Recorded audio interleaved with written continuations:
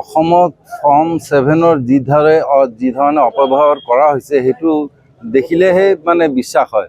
অকল্পনীয়ভাৱে form 7-ৰ হেৰি কৰা হৈছে, ব্যৱহাৰ কৰা হৈছে।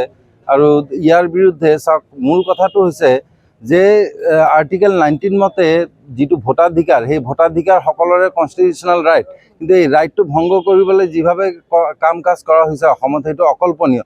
চবতকৈ ডাঙৰ কথা হৈছে অসমৰ মুখ্যমন্ত্ৰী যিজনে এটা কনষ্টিটিউচনেল পষ্টত থাকি পিনে খোলাখুলি আজি পৰহি দিনা মহামৰাত কৈছে যে মিয়াসকলৰ 4-5 লাখ নাম ভোটৰ পৰা কটা যাব। যিসব ফৰ্ম 7 হয়তো হেৰি কৰা হৈছে, দাখিল কৰা হৈ আছে, সেইটো মই ভিডিঅ' কনফাৰেঞ্চ কৰিছোঁ, মোৰ নিৰ্দেশত কৰা হৈ আছে। মিয়াসকলক অসুবিধাত ৰাখক। যদি কিবা ৰিক্সাৱালাক যদি 4 টকা দিবলৈ 5 টকা দিবলগীয়া আছে, আপুনি 4 টকা দিয়ক। তো এইসব ডিৰেক্টলি হেড ক্ৰাইমৰ ভিতৰত পৰে, হয় কি না? গোটেই ভাৰতত হেড ক্ৰাইম লেব যিটো আছে অৰ্গেনাইজেশ্যন, তেওঁলোকৰ হিচাপ মতে গোটেই ভাৰতত আজি অসমৰ মুখ্যমন্ত্ৰী হিমন্ত বিশ্ব ডাঙৰীয়া হেড ক্ৰাইমৰ ক্ষেত্ৰত 1 নম্বৰ পোষ্টত আছে।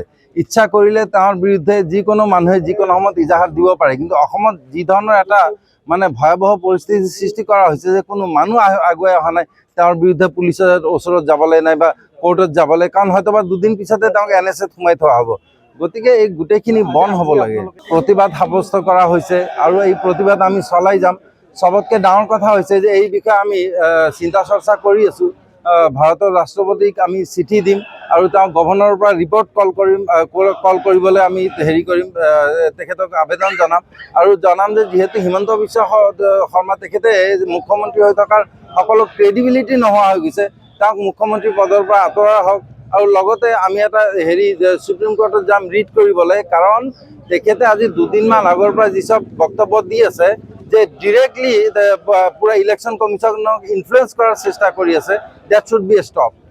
ইয়াৰত ভোট হ'ব, ইলেকশ্যন হ'ব, সেইটো ইয়াৰত এনেকৈ আচাৰ কৰিব নোৱাৰে। এইটো কমচে কম এবছৰমান আগত কৰিব লাগে, এজ পাৰ কনষ্টিটিউশ্যন সেইকাৰণে চাব।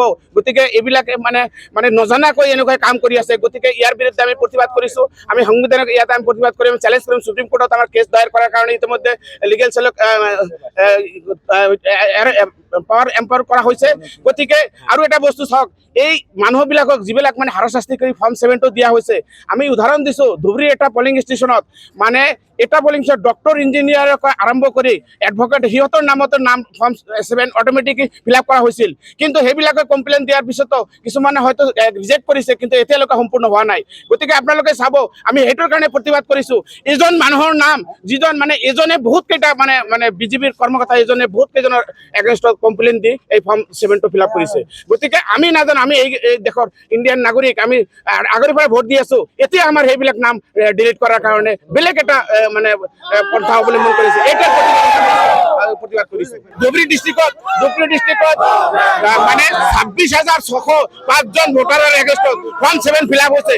এজন ভোটাৰৰ নামত থকালৈকে আমি এইটো ঘৰত নবহোঁ, আমি নেশ্যনেল হাইৱেত অৱৰোধ কৰিম। গতিকে 26,605 জন ব্যক্তিৰ, এই 26,605 জন ব্যক্তিৰ নামৰ এগেইনষ্টত ফৰ্ম 7 যিটো ফিল আপ কৰা হৈছে, গোটেইখিনি ৰিজেক্ট কৰিব লাগিব। নহ'লে আমি নিশ্চয় নহওঁ, আমি ৰাস্তা অৱৰোধ কৰিম, গণতান্ত্ৰিকভাৱে আমি আন্দোলন গঢ়ি তুলিম।